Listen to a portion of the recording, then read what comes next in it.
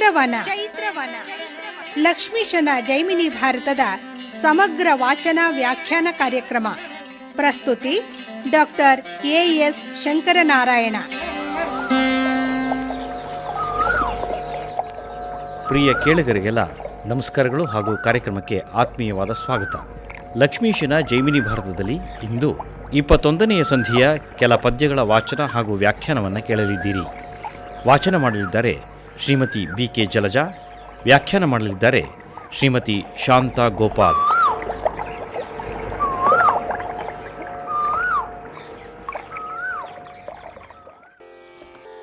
ತನೆಯರೊಳ್ಕಾದಿ ಮೂರ್ಛಿತನಾದ ರಾಮನಂ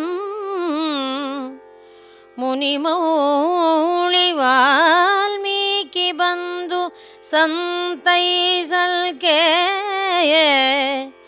ವಿನುತಾಶ್ವಮೇಧಮಂ ಪೂರೈಸಿ ಸೀತೆ ಸಹಿತ ಅವನಿಯಂ ಪಾಲಿಸಿದನು.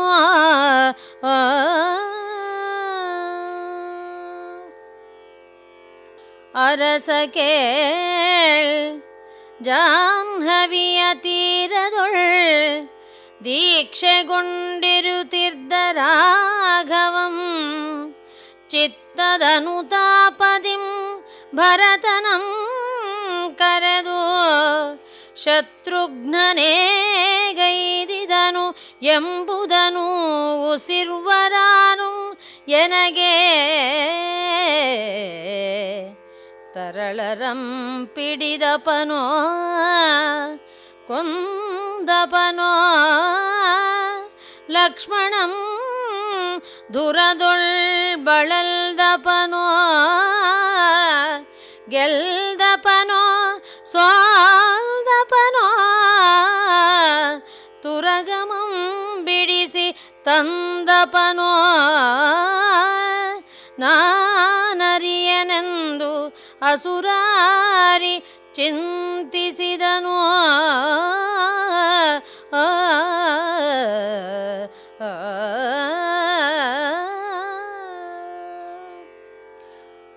ಇತ್ತ ಜಾಹ್ನವಿ ತೀರದಲ್ಲಿ ಯಜ್ಞ ದೀಕ್ಷಿತನಾಗಿ ಕುಳಿತಿರುವಂತಹ ರಾಮನ ಮನಸ್ಸಿನ ಸ್ಥಿತಿ ಏನಾಗಿದೆ ಅನ್ನೋದನ್ನು ಜೈಮಿನಿ ಮಹರ್ಷಿಗಳು ಜನಮೇಜಯನಿಗೆ ಹೇಳ್ತಾ ಇದ್ದಾರೆ. ಅತ್ತ ಕಡೆಗೆ ಲಕ್ಷ್ಮಣನಿಗೆ ನಿರೂಪವನ್ನು ಕೊಟ್ಟು ಕಳಿಸಿದ್ದಾನೆ ಏಕಾಂಗ ವೀರರಾದಂತಹ ಲವಕುಶರನ್ನು ಎದುರಿಸಲಿಕ್ಕಾಗಿ. ಇತ್ತ ಕಡೆ ಅವನ ಮನಸ್ಸು ಡೋಲಾಯಮಾನವಾಗಿದೆ. ಅವನು ಯೋಚನೆ ಮಾಡ್ತಾ ಇದ್ದಾನೆ, ಶತ್ರುಘ್ನನಿಗೆ ಏನಾಯಿತು, ಅವನು ಏನು ಮಾಡಿರ್ಬೋದು, ಅವನ ಒಂದು ಸ್ಥಿತಿ ಏನಾಗಿದೆ ಅನ್ನೋದನ್ನು ನಮಗೆ ಯಾರು ಬಂದು ಹೇಳ್ತಾರೆ.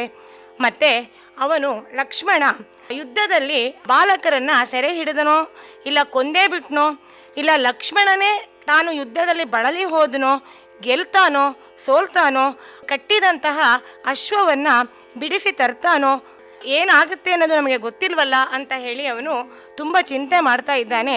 ಹಾಗೆ ಚಿಂತೆ ಮಾಡ್ತಾ ಮತ್ತೂ ಒಂದು ತನಗೆ ತಾನೇ ಭರವಸೆಯನ್ನು ಕೊಟ್ಕೊಳ್ತಾ ಇದ್ದಾನೆ. ನೋಡಿ, ಕನಸಿನಲ್ಲಿ ಕೂಡ ಲಕ್ಷ್ಮಣ ಯಾರಿಗೂ ಸೋತದ್ದು ಇಲ್ಲ, ಹಾಗಾಗಿ ಏನಕ್ಕೆ ನಾನು ಚಿಂತೆ ಮಾಡಬೇಕು ಅಂತ ತನಗೆ ತಾನೇ ಆತ್ಮವಿಶ್ವಾಸವನ್ನು ಹೆಚ್ಚಿಸ್ಕೊಳ್ತಾ ಇದ್ದಾನೆ. ನೋಡಿ, ಕನಸಿನೊಳ್ ಸೋಲ್ದುದಿಲ್ಲಾರ್ಗೆಯುಂ ಲಕ್ಷ್ಮಣಂ ವನಚಾರಿ ಬಾಲಕರ ಪಾಡಾವುದು ಈಗ ಮುಳಿದನು ವರದೊಳಿರುವರಂ ಘಾತಿಸದೆ ಸಂಮೋಹನಾಸ್ತ್ರದೊಳ್ ಮರೆವೆಗೊಳಿಸಿ ತನಗೆ ತಂದೊಪ್ಪಿಸುವ ತೆರದೊಳು ಅತಿ ಬಲಚರರನು ಅನುಜ ನಡೆಗಟ್ಟು ಎಂದು ರಾಘವಂ ಭರತನೊಡನೆ ಎನಲ್ ಅವಧೂತರಂ ಕಳುಹಲು ಅವರರಿದು ಬಂದರು ಅವನಿಪತಿಗಿಂತೆಂದರು.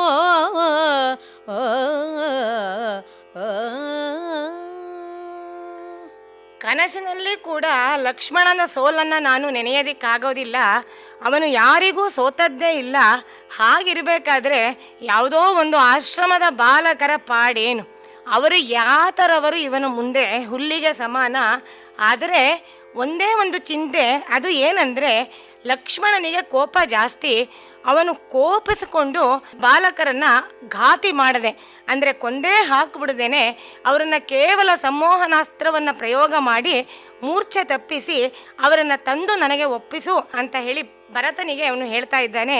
ಭರತ ಒಡನೆಯೇ ದೂತರನ್ನು ಕರೆದು ಅದೇ ನಿರೂಪವನ್ನು ಮತ್ತೆ ಹೇಳಿ ಕಳಿಸ್ತಾ ಇದ್ದಾನೆ. ಹಾಗೆ ಕಳಿಸಿದಾಗ ದೂತರುಗಳೆಲ್ಲ ವಾಯು ವೇಗದಲ್ಲಿ ರಣರಂಗಕ್ಕೆ ಹೋಗಿ ಅಲ್ಲಿಂದ ಬಂದು ಅವನಿಗೆ ಸುದ್ದಿಯನ್ನು ಹೇಳ್ತಾರೆ. ಏನು ಹೇಳ್ತಾ ಇದ್ದಾರೆ? ದೇವ ಬಿಡು ದೀಕ್ಷೆಯಂ, ದೇವಾ ಬಿಡು ದೀಕ್ಷಯಂ, ದೇವಾ ಬಿಡು ದೀಕ್ಷಯಂ, ಕಾದು ನಡೆ ಕುಶನುಳ್ ಮಹಾವೀರನಾಥನು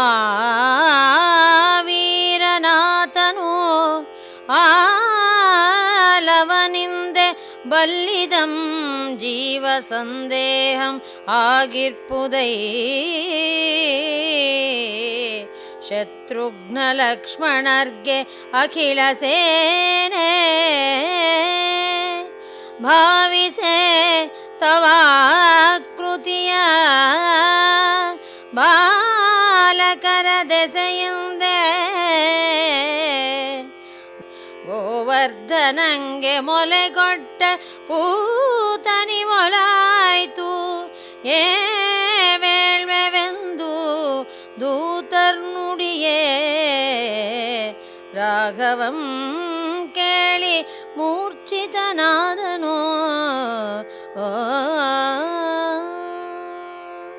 ದೂತರುಗಳು ಬಂದು ಮೊದಲಿಗೆ ರಾಮನಿಗೆ ಹೇಳೋ ಅಂಥದ್ದು ರಣರಂಗದ ಸ್ಥಿತಿಗತಿಯನ್ನಲ್ಲ, ರಾಮ ಏನು ಮಾಡಬೇಕು ಈಗ ಅನ್ನೋದನ್ನು. ಮೊದಲಿಗೆ ದೀಕ್ಷೆಯನ್ನು ಬಿಡು, ಎದ್ದು ನಡೆ, ಆ ಲವಕುಶನ ಜೊತೆ ನೀನು ಕಾದು. ಯಾಕೆ ಅಂತಂದರೆ ಲವನಿಗಿಂತ ಹೆಚ್ಚಿನ ಒಂದು ವೀರನಾಗಿದ್ದಾನೆ ಆ ಕುಶ. ಮತ್ತು ಅವರ ಒಂದು ಪರಾಕ್ರಮದ ಕಾರಣದಿಂದ ಶತ್ರುಘ್ನ ಲಕ್ಷ್ಮಣ ಇಬ್ಬರ, ಅದರ ಜೊತೆಗೆ ಎಲ್ಲ ಅಖಿಲ ಸೇನೆಯ ಆ ಒಂದು ಜೀವವೇ ಸಂದೇಹವಾಗಿದೆ. ಅವರಿಗೆ ಪ್ರಾಣ ಉಳಿಯುತ್ತಾ ಉಳಿಯಲ್ವಾ, ಎಲ್ಲರೂ ಜೀವದೊಂದಿಗೆ ವಾಪಸ್ ಬರ್ತಾರಾ ಅನ್ನೋದೇ ಸಂದೇಹ ಆಗಿದೆ. ಹಾಗಾಗಿ ನೀನು ಈ ದೀಕ್ಷಿತನಾಗಿ ಇಲ್ಲಿ ಕುಳಿತಿರೋದ್ರಲ್ಲಿ ಯಾವ ಔಚಿತ್ಯವೂ ಇಲ್ಲ, ಎದ್ದು ನಿನ್ನ ಕರ್ತವ್ಯದ ಕರೆಗೆ ಹೋಗೊಡು ಅಂತ ಹೇಳಿ ಮೊದಲಿಗೆ ಅವರು ಒಂದು ರೀತಿಯ ಆದೇಶವನ್ನೇ ಮಾಡ್ತಾ ಇದ್ದಾರೆ ರಾಮನಿಗೆ. ಮತ್ತೊಂದು ಆಘಾತಕಾರಿಯಾದಂತಹ ಆಶ್ಚರ್ಯಕಾರಿಯಾದಂತಹ ವಿಷಯವನ್ನು ಹೇಳ್ತಾ ಇದ್ದಾರೆ ನೋಡಿ. ನೋಡಿದ್ರೆ ಇಬ್ಬರು ಬಾಲಕರಿದ್ದಾರಲ್ಲ, ಅವರು ನಿನ್ನ ಆಕೃತಿ, ನಿನ್ನ ತದ್ರೂಪಾಗಿದ್ದಾರೆ. ನೋಡೋದಕ್ಕೆ ಚಿಕ್ಕ ಬಾಲಕರು, ಆದರೆ ಅವರ ಕೆಲಸ ಮಾತ್ರ ತುಂಬ ಅತಿಶಯವಾದದ್ದು, ಅನ್ಯಾದೃಶವಾದದ್ದು. ಅವರ ಒಂದು ಕೃತ್ಯ, ಅವರ ಪರಾಕ್ರಮ ಹೇಗಿದೆ ಅಂತ ಹೇಳಿದ್ರೆ, ಕೃಷ್ಣನಿಗೆ ಮೊಲೆಗೊಡಲು ಬಂದಂತಹ ಪೂತನಿ ಕೆಲಸ ಎಷ್ಟು ಸುಲಭ ಅಂತ ಅಂದ್ಕೊಂಡಿದ್ಲೋ, ಆದರೆ ಆ ಪೂತನಿಯನ್ನೇ, ಆ ರಾಕ್ಷಸಿಯನ್ನೇ ಅದು ಧರೆಗೆ ಒರಗಿಸ್ಬಿಡುತ್ತೆ. ಆ ರೀತಿಯಾದಂತಹ ಶಕ್ತಿ ಸಂಪನ್ನರು ಈ ಲವಕುಶರಿಬ್ಬರು. ಹಾಗಾಗಿ ನೀನು ಎದ್ದು ನಡೆ ಅಂತ ಹೇಳಿದಾಗ ರಾಘವ ಅದನ್ನು ಕೇಳಿ ಲಕ್ಷ್ಮಣನಿಗೆ ಶತ್ರುಘ್ನನಿಗೆ ಅವರ ಜೀವಕ್ಕೆ ಹಾನಿಯಾಗುವ ಸಂದರ್ಭ ಬಂದಿದೆ ಅನ್ನೋವಂಥ ಸಂಗತಿಯನ್ನು ಕೇಳಿ ಅವನು ಮೂರ್ಛಿತನಾದ ಅಂತ ಹೇಳ್ತಾ ಇದ್ದಾನೆ. ಹಾಗೆ ಮೂರ್ಛಿತನಾದಂತಹ ರಾಮನನ್ನು ಶೈತ್ಯೋಪಚಾರಗಳಿಂದ ಎಚ್ಚರಿಸಿದ್ದಾರೆ. ಬಳಿಕ ಶೈತ್ಯೋಪಚಾರಂಗಳಿಂ ಭರತನಿನ ಕುಲ ಸಾರ್ವಭೌಮನಂ ಸಂತೈಸುತ್ತಿರೆ ಮೂರ್ಛೆ ತಿಳಿದೆದ್ದು ಲಕ್ಷ್ಮಣನದಾವಡೆಯೊಳು ಎನ್ನ ಸೊಲ್ಸಲಿಸುವನು ಅದಾವೆಡೆಯೊಳು ಹಳುವಿನೊಳ್ ತನಗಾಗಿ ನವೆದನು ಅನುಜನದಾವಡೆಯೊಳು ಅಳಿದನೆ ಸೌಮಿತ್ರಿ ತಮ್ಮ ಹಾಯನುತೆ ಹಳವಳಿಸಿ ಬಿಸು ಸೊಯ್ದಳಲ್ದು ಮರುಗಿದನಂದು ರಾಘವಂ ಶೋಕದಿಂದೆ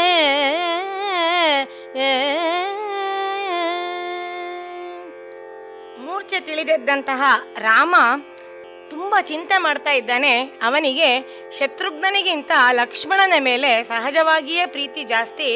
ಲಕ್ಷ್ಮಣ ಎಲ್ಲ ಸಮಯದಲ್ಲೂ ರಾಮನನ್ನು ಹಿಂಬಾಲಿಸಿ ಹೋದವನು, ರಾಮನ ಆಜ್ಞೆಯನ್ನು ಚತೂ ತಪ್ಪದೆ ನಿರ್ವಾಹ ಮಾಡಿದವನು. ಎಲ್ಲ ಕಡೆ ಯಾವ ಜಾಗದಲ್ಲಿ ನನ್ನ ಆಜ್ಞೆಯನ್ನು ಸಲ್ಲಿಸ್ತಾ ಇದ್ದಾನೋ ಗೊತ್ತಿಲ್ವಲ್ಲ, ಯಾವ ವನಾಂತರದಲ್ಲಿ ನನಗಾಗಿ ಕಷ್ಟಪಡ್ತಾ ಇದ್ದಾನೋ ಗೊತ್ತಿಲ್ವಲ್ಲ, ಎಲ್ಲಿ ಅವನು ಅವನ ಹರಣವನ್ನು ಪ್ರಾಣವನ್ನು ಬಿಡ್ತಿದ್ದಾನೋ ಗೊತ್ತಿಲ್ವಲ್ಲ. ಸೌಮಿತ್ರಿ ಹಾ ತಮ್ಮ ಹಾ ಅಂತ ಹೇಳಿ ಅವನು ಅಳ್ತಾ ಇದ್ದಾನೆ, ಅಳವಳಿಸ್ತಾ ಇದ್ದಾನೆ. ಬಿಸು ಸುಯಿನ್ನ ಅಂದರೆ ನಿಟ್ಟುಸಿರನ್ನು ಬಿಡ್ತಾ ಇದ್ದಾನೆ, ಮರುಗುತ್ತಾ ಇದ್ದಾನೆ ರಾಘವ ಶೋಕದಿಂದ. ಆಗ ನೋಡಿ ಅಲ್ಲಿನ ಅಯೋಧ್ಯ ಜನತೆಯ ಮನಸ್ಸು ಯಾವ ರೀತಿ ಯೋಚನೆ ಮಾಡ್ತಾ ಇದೆ ನೋಡಿ.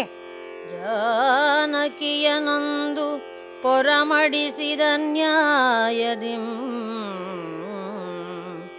ಭಾನುಕುಲ ಸಂಭವಂಗಾದವು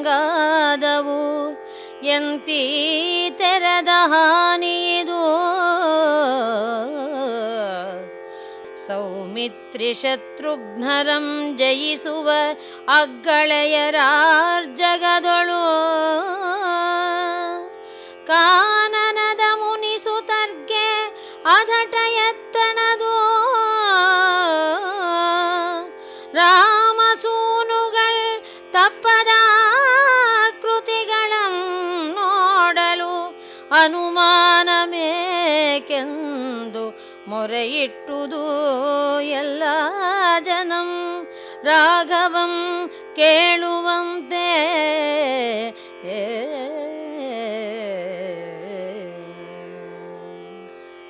ಆ ದಿನ ಜಾನಕಿಯನ್ನ ಅನ್ಯಾಯವಾಗಿ ಕಾಡಿಗೆ ಅಟ್ಟಿದನಲ್ಲ, ಅದರಿಂದ ಬಂದಂತಹ ಈ ರೀತಿಯ ಅಸಂಭವ ಅಘಟಿತ ಈ ರೀತಿಯಾದಂತಹ ತೊಂದರೆ ಈ ಭಾನುವಂಶದವರಿಗೆ ಬಂದಿರಬೇಕು. ಇಲ್ಲದಿದ್ದರೆ ಇಂತಹ ಒಂದು ನಷ್ಟ ಹಾನಿ ತೊಂದರೆ ಸಂಕಟ ಇನಕುಲದವರಿಗೆ ಇಕ್ಷ್ವಾಕು ವಂಶದವರಿಗೆ ಬರೋದು ಅಂದರೆ ಏನು?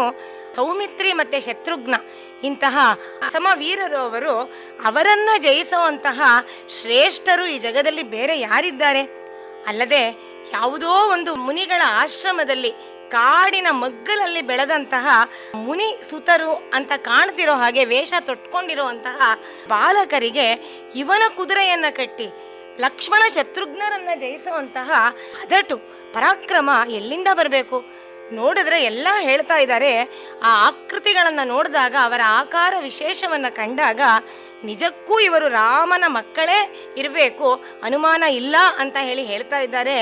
ಹೀಗಿರಬೇಕಾದ್ರೆ ರಾಮ ಮಾಡಿದ್ದು ನಿಜಕ್ಕೂ ಅನ್ಯಾಯವೇ ಅಲ್ವೇ ಅಂತ ಹೇಳಿ ಜನ ತಮ್ಮ ತಮ್ಮಲ್ಲಿ ಜೋರಾಗಿ ರಾಮನಿಗೆ ಕೇಳುವಂತೆಯೇ ಚರ್ಚೆ ಮಾಡ್ತಾ ಇದ್ದಾರೆ ಅಂತ ಹೇಳಿ ಇಲ್ಲಿ ಕವಿ ಹೇಳ್ತಾ ಇದ್ದಾನೆ. ಇಲ್ಲಿ ನಾವು ಲಕ್ಷ್ಮೀಶನ ಅಂತರಾಳವನ್ನು ಕೂಡ ನಾವಿಲ್ಲಿ ಗುರುತಿಸ್ಬೋದು. ಹಲವು ಬಗೆಯ ಜನರಿರ್ತಾರೆ. ಲೋಕಾಪವಾದವನ್ನು ಸೀತೆಯ ಮೇಲೆ ಹೊರೆಸಿದವರು ಇದೇ ಜನರು.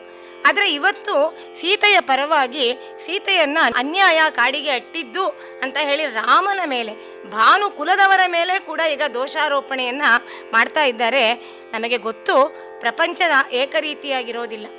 ಹಲವು ರೀತಿಯ, ಹಲವು ಬಗೆಯ, ಹಲವು ಚಿಂತನೆಯ, ಹಲವು ವಿಚಾರಗಳನ್ನು ಇರುವಂತಹ ಜನಗಳನ್ನು ನಾವು ಕಾಣ್ತೀವಿ. ಅದನ್ನು ಕೂಡ ನಾವು ಈ ಷಟ್ಪದಿಯ ಮೂಲಕ ಕವಿ ಬಿಂಬಿಸಿರೋದನ್ನು ಕಾಣಬಹುದು. ಮತ್ತು ಜನರಿಗೆ ಸಾಧಾರಣವಾಗಿ ಶಾಂತಿ ಸಮಾಧಾನಗಳು ಬೇಕು. ಅವರಿಗೆ ದಂಗೆ, ವಿಪ್ಲವ, ಯುದ್ಧ ಮತ್ತು ಅನ್ಯಾಯ, ಅಕ್ರಮ ಇದೆಲ್ಲ ಬೇಕಾಗೋದಿಲ್ಲ. ಅವರಿಗೆ ಸಮಾಧಾನವಾದಂತಹ ರಾಜ್ಯಾಡಳಿತ ಬೇಕು. ಯಾವಾಗ ಅನ್ಯಾಯದ ಪರಿಣಾಮವಾಗಿ ಯುದ್ಧಗಳಾಗಲಿ, ಅಶಾಂತಿಯಾಗಲಿ, ಅನ್ಯಾಯಗಳಾಗಲಿ ಸಂಭವಿಸುತ್ತೋ ಅದರ ಪರಿಣಾಮ ಜನಗಳ ಮೇಲೆ ಕೂಡ ಆಗುತ್ತೆ. ಅದು ಅವ್ರಿಗೆ ಬೇಕಿಲ್ಲ. ಹಾಗಾಗಿ ಇದಕ್ಕೆ ಕಾರಣ ರಾಜನ ಅನ್ಯಾಯವೇ ಅನ್ನೋದನ್ನು ಇಲ್ಲಿ ಅವರು ತೀರ್ಮಾನ ಮಾಡ್ತಾ ಇದ್ದಾರೆ. ಮೂರನೆಯದಾಗಿ ಕವಿ ಇಂತಹ ಒಂದು ಇಕ್ಕಟ್ಟಿನ ಸೂಕ್ಷ್ಮವಾದಂತಹ ಸಂವೇದನೆಯನ್ನು ಇರುವಂತಹ ಆ ಸಂವೇದನಾಶೀಲವಾದಂತಹ ಸಂದರ್ಭಗಳಲ್ಲಿ, ಇಕ್ಕಟ್ಟಿನ ಸಂದರ್ಭಗಳಲ್ಲಿ ಕವಿ ಎಲ್ಲಿ ನಿಲ್ತಾನೆ ಅನ್ನೋದು ಕೂಡ ನಾವು ನೋಡಬೇಕಾಗತ್ತೆ. ಲಕ್ಷ್ಮೀಶ ಎಲ್ಲಿ ನಿಂತಿದ್ದಾನೆ ಅನ್ನೋದು ನಾವು ಈ ಮೂರೂ ಸಂಧಿಗಳಲ್ಲಿ ಕಾಣ್ತಾ ಬರ್ತಿದ್ದೀವಿ. ಅವನ ಮನಸ್ಸಿನ ತುಡಿತ ಸೀತೆಯ ಕಡೆಗೆ ಇದೆಯೇ ಹೊರತು ರಾಮನ ಕೃತ್ಯದ ಕಡೆಗೆ ಇಲ್ಲ. ಇದು ಕಾವ್ಯದಲ್ಲಿ ಗೊತ್ತೂ ಗೊತ್ತಿಲ್ಲದೆ ನಡೆಯುವಂತಹ ಚರ್ಚೆ. ಲಕ್ಷ್ಮೀಶ ಆರ್ಷ ಮೌಲ್ಯಗಳನ್ನು ಗೌರವಿಸ್ತಾನೆ. ತನ್ನ ಒಂದು ಅಂತರಂಗ ಏನು, ತನ್ನ ವಿಚಾರ ಏನು ಅನ್ನೋದನ್ನು ಮಧ್ಯ ಮಧ್ಯ ಷಟ್ಪದಿಗಳಲ್ಲಿ ಸಮಯೋಚಿತವಾಗಿ ಸಂದರ್ಭಕ್ಕೆ ಅನುಗುಣವಾಗಿ ವ್ಯಕ್ತಪಡಿಸ್ತಾ ಬರ್ತಾ ಇದ್ದಾನೆ ನೋಡಿ. ಇದು ರಾಮಾಯಣದ ನಂತರ ಬಂದಂತಹ ಬೆಳವಣಿಗೆ. ಎಲ್ಲ ಕವಿಗಳು, ಎಲ್ಲ ಸಂವೇದನಾಶೀಲರಾದಂತಹ ಕವಿಗಳೆಲ್ಲ ಕೂಡ ರಾಮ ಮಾಡಿದ್ದು ಸರಿ ಅಲ್ಲ ಅನ್ನೋದನ್ನ ಯಾವ್ಯಾವುದೋ ಪ್ರಕಾರದಿಂದ ಪ್ರಕಾರಾಂತರವಾಗಿ ಹೇಳ್ತಾನೆ ಬರ್ತಿದ್ದಾರೆ. ನಮ್ಮ ಲಕ್ಷ್ಮೀಶ ಕೂಡ ಅದನ್ನು ಮಾಡಿದ್ದಾನೆ ಅನ್ನೋದನ್ನು ನಾವು ಇಲ್ಲಿ ಜನಗಳ ಮೂಲಕ, ಇಲ್ಲಿರುವಂತಹ ಸಾಮಾನ್ಯ ಜನರಲ್ಲಿ ನಾವು ಲಕ್ಷ್ಮೀಶನನ್ನು ಕಾಣಬಹುದು ಅನ್ನೋದು ಕೂಡ ಗೊತ್ತಾಗತ್ತೆ. ಹಾಗೆ ಇರುವಂತಹ ಜನಗಳ ಮಾತನ್ನ ಕೇಳಿ ರಾಮನಿಗೆ ಕೂಡ ಸ್ವಲ್ಪ ಮನಸ್ಸು ಎಚ್ಚೆತ್ಕೊಳ್ಳತ್ತೆ. ಅವನು ಮಾತಾಡ್ತಾ ಇದ್ದಾನೆ ನೋಡಿ. ಸೀತಾವದನ ಚಿಹ್ನಂ ಎನ್ನಂಗದಾಕಾರಂ ಆತಾಪಸಾರ್ಭಕರೊಳಿರ್ದ ಪುದುಗಡ ಪಡೆದ ಮಾತೆಯಲ್ಲಿರ್ದ ಪಡ ಕುದುರೆಯಂ ಕಟ್ಟುವದಟ ಎತ್ತಣದು ಇವರ್ಗೆ ಎಂಬುದ ದೂತರಂ ಕರೆ ಕೇಳ್ವೆ ಇನ್ನೊಮ್ಮೆ ಶಿಶುಗಳಂ ಘಾತಿಸದೆ ದಯಗೈದು ನಾನೇರ್ವಡೆದನೋ ಮೇಣ ತರಳ ರತಿ ಬಲರೋ ಸೌಮಿತ್ರಿ ಬಿದ್ದನೇಕೆಂದು ರಘುಪತಿ ಸುಯ್ದನು.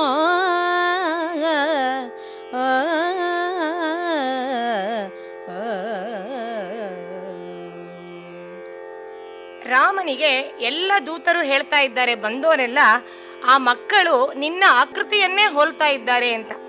ಆಗ ರಾಮ ಚಿಂತನೆ ಮಾಡ್ತಾ ಇದ್ದಾನೆ, ಸೀತೆಯ ಮುಖದ ಚಿಹ್ನೆಗಳೆಲ್ಲ ಅವರಲ್ಲಿದೆಯಂತೆ, ನನ್ನ ಅಂಗಾಕಾರ, ನನ್ನ ಆಕಾರವನ್ನು ಅವರು ಪಡೆದಿದ್ದಾರಂತಲ್ಲ. ಹಾಗಾದರೆ ಅವರನ್ನು ಹೆತ್ತ ತಾಯಿ ಎಲ್ಲಿದ್ದಾಳೆ? ಇವರಿಗೆ ರಾಘವನ ಹಯಮೇಧದ ಕುದುರೆಯನ್ನು ಕಟ್ಟುವ ಅದಟು ಪರಾಕ್ರಮ ಎಲ್ಲಿಂದ ಬಂತು ಇವರಿಗೆ? ಹಾಗಾದರೆ ಇನ್ನೊಮ್ಮೆ ಆ ದೂತರನ್ನ ಕರೆ, ನಾನು ನಿಧಾನವಾಗಿ ಅವರನ್ನು ವಿಚಾರಿಸ್ತೀನಿ. ಆತರವಾಗಿ ಅವರೇನೋ ಹೇಳಿರ್ಬೋದು, ನಮ್ಮ ಕಿವಿಗೆ ಏನೋ ಬಿದ್ದಿರ್ಬೋದು, ಕರಿ ಅಂತ ಹೇಳಿ ಕರೀತಾನೆ. ಕರೆಯುವಷ್ಟರಲ್ಲಿ ಮತ್ತೆ ಇವನ ಚಿಂತನೆ ಬೇರೆ ದಿಕ್ಕು ಹಿಡಿದಿದೆ ನೋಡಿ. ಸೌಮಿತ್ರಿಯಾದಂತಹ ಲಕ್ಷ್ಮಣ ಬಹುಶಃ ಆ ಮಕ್ಕಳನ್ನ ಘಾತ ಮಾಡಬಾರ್ದು, ಮಕ್ಕಳಿಗೆ ಹಾನಿ ಮಾಡಬಾರ್ದು, ಏಟು ಮಾಡಬಾರ್ದು ಅನ್ನೋ ದೃಷ್ಟಿಯಿಂದ ಅವರ ಮೇಲೆ ಕರುಣೆಯನ್ನು ತೋರಿ ತಾನೇ ಗಾಯಗೊಂಡು ಬಿದ್ದಿರಬೇಕು. ಅಥವಾ ಆ ಇಬ್ಬರು ಬಾಲಕರು ನಿಜಕ್ಕೂ ಅತಿ ಬಳರೇ ಇರಬೇಕು. ಏನಿರ್ಬೋದು, ವಸ್ತುಸ್ಥಿತಿ ಏನಾಗಿರ್ಬೋದು ಅಂತ ಹೇಳಿ ರಾಘವ ಯೋಚನೆ ಮಾಡ್ತಾ ಇದ್ದಾನೆ. ನಿಟ್ಟುಸಿರನ್ನ ಬಿಡ್ತಾ ಇದ್ದಾನೆ. ಹಾಗೆ ನಿಟ್ಟುಸಿರು ಬಿಡ್ತಾ ಇರಬೇಕಾದಾಗ ತನ್ನ ಅನುಜರ ಗುಣಗಳನ್ನ ಕೂಡ ಅವನು ನೆನೆದು ಚಿಂತಿಸ್ತಾ ಇದ್ದಾನೆ ನೋಡಿ. ಇಂತಿಂತಳಲ್ದಾಗ ಬಿಸು ಸೊಯ್ದು ಒಡನೆ ರಾಘವಂ ತನ್ನ ಸಹಜರ ಗುಣಗಳಂ ನೆನೆದು ಚಿಂತಿಸುತ್ತಿರೆ. ಮತ್ತೆ ಕುಶನ ಶರಘಾತಿಯಿಂದ ಉರೆನೊಂದು ಭೀತಿಗೊಂಡು ಸಂತಪ್ತರಾಗಿ ಪರಿತಂದು ಲಕ್ಷ್ಮಣನುಡಲೊಳು ಅಂತರಿಸಲರಿಯದ ಸುಮಡಿದುದು ಸಕಲ ಸೈನ್ಯಂ ಎಂತಿಹನೋ ಶತ್ರುಘ್ನನು ಏಕೆ ದೀಕ್ಷೆ ಇದು ಎಂದು ಚರರೈದೆ ಮೊರೆಯಿಟ್ಟರು.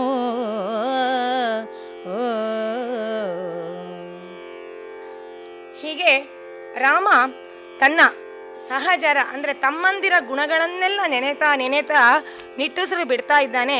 ಹಾಗೆ ಬಿಡ್ತಾ ಚಿಂತಿಸುತ್ತಾ ಕೂತ್ಕೊಂಡಿರ್ಬೇಕಾದ್ರೆ ಆ ಕಡೆ ರಣರಂಗದಿಂದ ಬರ್ತಾರೆ ಕೆಲವರು ಸೈನ್ಯದ ಪುಡಿ ಆಳುಗಳು. ಅವರೆಲ್ಲರೂ ಕೂಡ ಕುಶನ ಬಾಣದ ಪೆಟ್ಟಿನಿಂದ ಹೆದರ್ಕೊಂಡಿದ್ದಾರೆ, ಗಾಯಗೊಂಡಿದ್ದಾರೆ, ಸಂತಪ್ತರಾಗಿದ್ದಾರೆ, ಓಡಿ ಬಂದು ರಾಮನಿಗೆ ಹೇಳ್ತಾರೆ, ಈ ದೀಕ್ಷೆ ಎಲ್ಲ ಯಾಕೆ ನಿನಗೆ? ನೋಡು, ಲಕ್ಷ್ಮಣನ ದೇಹದಲ್ಲಿ ಮತ್ತೆ ಪ್ರಾಣ ಬರುತ್ತೋ ಇಲ್ವೋ ಅನ್ನೋದೇ ಅನುಮಾನ ಆಗಿದೆ. ಶತ್ರುಘ್ನ ಎಲ್ಲಿದಾನೋ ಏನೋ ಹೇಗಿದಾನೋ ಅನ್ನೋದೇ ಯಾರಿಗೂ ಗೊತ್ತಿಲ್ಲ. ಹಾಗಿರ್ಬೇಕಾದ್ರೆ ನೀನು ಯಾವ ಪುರುಷಾರ್ಥಕ್ಕಾಗಿ ಈ ಅಶ್ವಮೇಧದ ಯಜ್ಞ ದೀಕ್ಷೆಯನ್ನು ಪಡ್ಕೊಂಡು ಕುತ್ಕೊಂಡಿದೀಯ ಹಿಡ್ಕೊಂಡು ಹೇಳು ಅಂತ ಹೇಳಿ ಜೋರಾಗಿ ತಮ್ಮ ಮಿತಿಯನ್ನೂ ಮರೆತು ಅವರು ಕೂಗ್ತಾ ಇದ್ದಾರೆ, ಮೊರೆ ಇಡ್ತಾ ಇದ್ದಾರೆ. ಹಾಗೆ ಮೊರೆ ಇಡ್ತಾ ಇರೋಂತಹ ಪುಡಿ ಆಳುಗಳನ್ನೆಲ್ಲ ಭರತ ಗರ್ಜಿಸಿ ಓಡಿಸ್ತಾ ಇದ್ದಾನೆ. ಮೊರೆವೇಳ್ದ ದೂತರಂ ಗರ್ಜಿಸುದೇ ರಾಘವಂಗೆರಗಿ ಕೈ ಮುಗಿದು ಭಯವಿಹ್ವಲರ್ ಚಾರರಿವರರಿದ ಪರೆ ಸೌಮಿತ್ರಿ ಶತ್ರುಘ್ನ ರಾಘವಶ್ರಮದಿಂದೇ ತನು ಮನವನು ಮರೆದರಲ್ಲದೆ ಮರಣವೆತ್ತಣದು ಸಾಕಿನ್ನು ಬರಿದ ಚಿಂತಿಸಬೇಡ ನಾಂ ಪೋಗಿ ಬಾಲಕರ ಮರುಕಮಂ ಬಿಡಿಸಿ ತಹೆನಶ್ವಮಂ ಕಳುಗೆನ್ನನು ಎಂದು ಭರತಂ ನುಡಿದನು.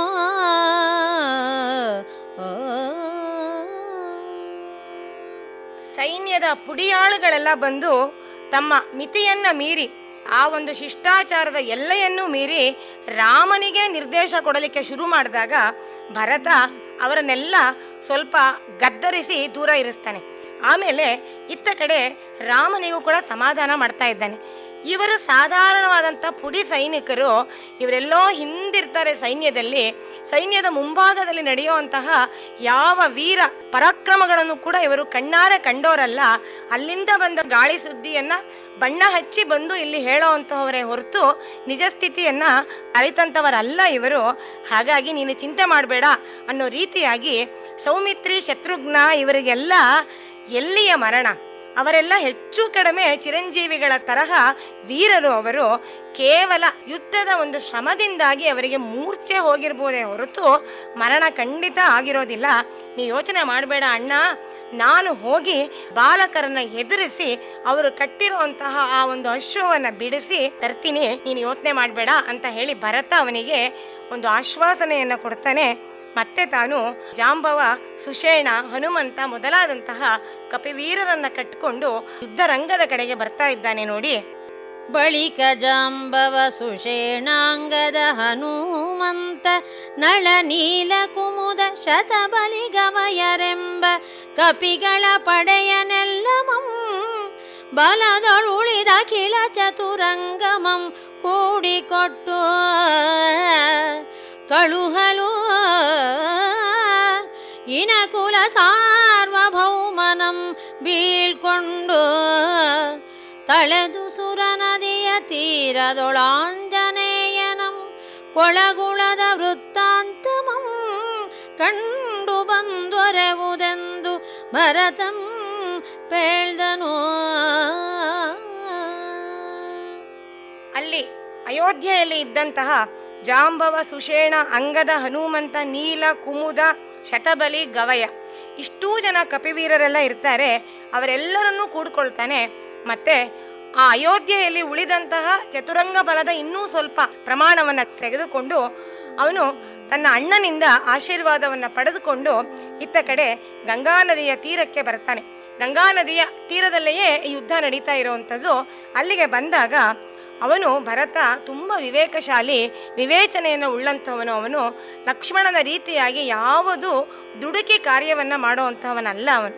ಹಾಗಾಗಿ ನೋಡಿ ಅವನು ಅಲ್ಲೇ ಇದ್ದಂಥ ಹನುಮಂತನಿಗೆ ಹೇಳ್ತಾನೆ, ನೀನು ಹೋಗಿ ಯುದ್ಧರಂಗದಲ್ಲಿ ಏನು ನಡೀತಿದೆ, ನಿಜವಾದಂತಹ ಸಂಗತಿ ಏನಾಗಿದೆ ಅನ್ನೋದನ್ನು ತಿಳ್ಕೊಂಡು ಬಾ ಅಂತ ಹೇಳಿ ಭರತ ಹೇಳ್ತಾನೆ.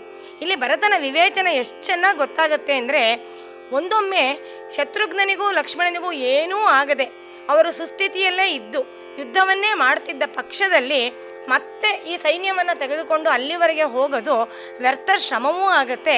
ಮತ್ತು ಅಯೋಧ್ಯೆಯಲ್ಲಿ ಕೂಡ ಬೇಕಾದಂತಹ ಒಂದು ಸಹಾಯ ತಪ್ಪಿ ಹೋಗುತ್ತೆ. ಇದೆಲ್ಲವನ್ನು ಹಿನ್ನೆಲೆಯಲ್ಲಿ ಇಟ್ಕೊಂಡು ಭರತ ಈ ರೀತಿಯಾಗಿ ಹನುಮಂತನಿಗೆ ಹೇಳ್ತಾನೆ. ಹನುಮಂತ ಕೂಡ ಹೋಗ್ತಾನೆ. ಮತ್ತು ಇನ್ನೊಂದು ವಿಶೇಷ, ದೂತನಾಗಿ ಹನುಮಂತನ ಸಾಮರ್ಥ್ಯ, ಅನುಭವ ಜಗತ್ ಪ್ರಸಿದ್ಧ. ಈಗಾಗಲೇ ಅವನು ಸೀತಾಮಾತೆಗೆ ರಾಮದೂತನಾಗಿ ಹೋದಂಥವನು, ಸೀತೆಯ ಅಶೋಕವನದ ಶೋಕವನ್ನು ಕೊನೆಗಾಣಿಸಿದಂಥವನು. ಅಂತಹ ಜಗತ್ಪ್ರಸಿದ್ಧನಾದಂತಹ ಹನುಮಂತನಿಗೆ ಇಲ್ಲೂ ಕೂಡ ಭರತ ಒಂದು ಸಣ್ಣ ದೂತ ಕಾರ್ಯವನ್ನು ವಹಿಸ್ತಾ ಇದ್ದಾನೆ. ಹನುಮಂತ ಧೀಂಕಿಟ್ಟು ಹೋಗ್ತಾ ಇದ್ದಾನೆ ನೋಡಿ. ಧೀಂಕಿಟ್ಟನಲ್ಲಿಂದೆ ಕಲಿ ಹನುಮನು ಆರಣದೊಳಂಕಿತದ ಕುಶನ ಬಾಣಂಗಳಿಂ ಮಡಿದ ಬಲ ಸಂಕುಲವನು ಇಕ್ಷ್ವಾಕುನಂದನಂ ನಿನ್ನ ಸುತೆ ಸೀತೆಯಂ ಬಿಟ್ಟನೆಂದು ಕೊಂಕದಿರು ಸೈರುಸುವುದೆಂದೈದೆ ಭೂದೇವಿಯಂ ಕೋಪಮಮ್ಮಾಣಿಸಲ್ ಬೇಡಿಕೊಳ್ಳುವ ತರದಿಂ ಕೆಡದು ಮೈ ಮರೆದು ಮಲಗಿರ್ದ ಸೌಮಿತ್ರಿ ಶತ್ರುಘ್ನರಂ ಕಂಡನು. ಹಾರಿ ಹೋಗ್ತಾನಂತೆ. ಅದಕ್ಕೆ ಎಂತಹ ಒಂದು ಸುಂದರವಾದ ಹಳೆಗನ್ನಡದ ಪದ ನೋಡಿ ಇದು, ಧೀಂಕಿಟ್ಟನಲ್ಲಿಂದ. ಹಾಗೆ ಹೇಳಿದಾಗಲೇ ನಮಗೆ ಆ ಹಾರುವಿಕೆಯ ಕ್ರಿಯೆ ನಡೆದಿದ್ದು ಮನಸ್ಸಿನ ಮುಂದೆ ಚಿತ್ರವತ್ತಾಗಿ ಕಟ್ಕೊಂಡು ಬರುತ್ತೆ. ಆ ಕಲಿ ಹನುಮ ಅಲ್ಲಿ ಹೋಗ್ತಾನೆ. ಅಲ್ಲಿ ಹೋಗಿ ನೋಡಿದಾಗ ಸತ್ಯವಾಗಿಯೂ ಕುಶನ ಬಾಣಗಳ ಪ್ರತಾಪಕ್ಕೆ, ಬಾಣಗಳ ಒಂದು ಘಾತಕ್ಕೆ ಸಿಕ್ಕಿ ಸಕಲ ಸೈನ್ಯವೆಲ್ಲ ಮಗುಚಿಕೊಂಡು ಮಲ್ಕೊಂಡ್ಬಿಟ್ಟಿದೆ, ಅಂಗಾತನಾಗಿ ಮಲ್ಕೊಂಡ್ಬಿಟ್ಟಿದೆ ಎಲ್ಲ. ಅದರ ಜೊತೆಗೆ ಶತ್ರುಘ್ನ ಮತ್ತು ಲಕ್ಷ್ಮಣ ಇಬ್ಬರೂ ಸಹ ಅಲ್ಲಿಯೇ ಮಲಗಿದ್ದಾರೆ, ಭೂಮಿಗೆ ಮುಖ ಮಾಡಿ ಮಲ್ಕೊಂಡಿದ್ದಾರೆ. ಅದನ್ನು ಕಂಡಾಗ ಹನುಮಂತನಿಗೆ ತೋರಿದ್ದು ಹೀಗೆ ತುಂಬ ಸುಂದರವಾದಂತಹ ಒಂದು ಅರ್ಥಾಂತರ ನ್ಯಾಸ ಅಲಂಕಾರ ಅಂತ ಹೇಳ್ತಾರಲ್ಲ, ಆ ಅಲಂಕಾರವನ್ನು ಬಳಸಿ ಇಲ್ಲಿ ಕವಿ ಒಂದು ಉತ್ಕೃಷ್ಟವಾದಂತಹ ಸಂದರ್ಭವನ್ನು ಸೃಷ್ಟಿ ಮಾಡಿದ್ದಾನೆ. ನಿನ್ನ ಮಗಳಾದಂತಹ ಸೀತೆಯನ್ನು ಇಕ್ಷ್ವಾಕು ನಂದನ ಬಿಟ್ಟುಬಿಟ್ಟ ಅನ್ಯಾಯವಾಗಿ, ನೀನು ದಯವಿಟ್ಟು ಕೋಪ ಮಾಡ್ಕೋಬೇಡ, ಕೊಂಕಬೇಡ, ಬೇಜಾರು ಮಾಡ್ಕೊಳ್ಬೇಡಮ್ಮ, ಸ್ವಲ್ಪ ಕಾಲ ಸೈರಿಸ್ಕೋ, ಸಹನೆಯನ್ನು ಇಟ್ಕೋ ಅಂತ ಹೇಳಿ ಭೂದೇವಿಗೆ, ಇವರೆಲ್ಲ ಕೂಡ ಆ ಭೂದೇವಿಗೆ ಇನ್ನೆಂತಹ ಕೋಪ ಬಂದಿರ್ಬೋದು. ಕ್ಷಮೆಯಾ ಧರಿತ್ರಿ ಅಂತ ಹೇಳ್ತೀವಿ, ಅಂತಹ ಧರಿತ್ರಿ ಮಾತೆಗೆ ಕ್ಷಮೆಯ ಒಂದು ಮಿತಿ ಮೀರುವಂತಹ ಪ್ರಸಂಗ ಸೀತೆಯ ಒಂದು ನಿರ್ವಸನ ಅಥವಾ ಸೀತಾ ಪರಿತ್ಯಾಗ. ಹಾಗಾಗಿ ಅವಳಿಗೆ ಬಂದಂತಹ ಮಿತಿ ಮೀರಿದ ಕೋಪವನ್ನು ಕಡಿಮೆ ಮಾಡೋದಿಕ್ಕೋ, ಅದಕ್ಕಾಗಿ ನಾವು ಬೇಡ್ಕೊಳ್ತಾ ಇದ್ದೀವೋ, ಕೈ ಮುಗಿದು ಅಂಗಾತನಾಗಿ ಮಲಗಿ ಭೂಮಿಗೆ ಮುಖ ಮಾಡಿ ತಲೆಯನ್ನು ಸೋಕಿಸಿ ನಾವು ಬೇಡ್ಕೊಳ್ತಾ ಇದ್ದೀವೇನೋ ಅನ್ನೋ ರೀತಿಯಾಗಿ ಶತ್ರುಘ್ನ ಮತ್ತು ಲಕ್ಷ್ಮಣ ಇಬ್ಬರೂ ಅಲ್ಲಿ ಬಿದ್ದಿದ್ರು ಅಂತ. ಅವರು ಬಿದ್ದಿದ್ದು ಸೀತೆಯ ಮಕ್ಕಳಾದಂತಹ ಲವಕುಶರ ಬಾಣದ ಆಘಾತದಿಂದ ಮೈ ಮರೆತು ಮೂರ್ಛೆ ತಪ್ಪಿ ಮಲ್ಕೊಂಡಿದ್ದಾರೆ. ಅದನ್ನು ಕವಿ ಇಲ್ಲಿ ತನ್ನ ಮನಸ್ಸಿನ ಭಾವವನ್ನು, ವಿಚಾರವನ್ನು ಹೇಳೋದಕ್ಕೆ ಬಳಸ್ಕೊಂಡಿದ್ದಾನೆ. ಆ ಒಂದು ಸಂದರ್ಭವನ್ನು ಅತ್ಯಂತ ಸುಂದರವಾದಂಥ ಈ ಅಭಿವ್ಯಂಜನೆ ಇದು. ಇಲ್ಲಿ ಕೂಡ ನಮಗೆ ಗೊತ್ತಾಗತ್ತೆ ಸೀತಾ ಪರಿತ್ಯಾಗ ಅನ್ನೋದು ಲಕ್ಷ್ಮೀಶನಿಗೆ 100ಕ್ಕೆ 100 ಒಪ್ಪಿತವಿಲ್ಲದಂತಹ ಒಂದು ಸಂಗತಿ ಅನ್ನೋದು ಮತ್ತೆ ಮತ್ತೆ ಈ 3-4 ಸಂಧಿಗಳಲ್ಲಿ ನಮಗೆ ಗೊತ್ತಾಗ್ತಾ ಹೋಗುತ್ತೆ.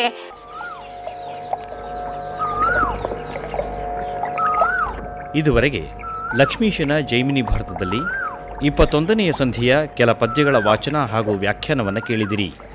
ವಾಚನ ಮಾಡಿದವರು ಶ್ರೀಮತಿ BK ಜಲಜ, ವ್ಯಾಖ್ಯಾನ ಮಾಡಿದವರು ಶ್ರೀಮತಿ ಶಾಂತಾ ಗೋಪಾಲ್. ಚೈತ್ರವನ ಕೇಳಿದ್ರಿ. ಕಾರ್ಯಕ್ರಮದ ಪ್ರಸ್ತುತಿ ಡಾಕ್ಟರ್ AS ಶಂಕರನಾರಾಯಣ. ನಿರ್ಮಾಣ ನೆರವು ಸಂಜೀವ R ನಾಮಣ್ಣವರ್. ಇದು ಇಂದಿನ ಚೈತ್ರವನ.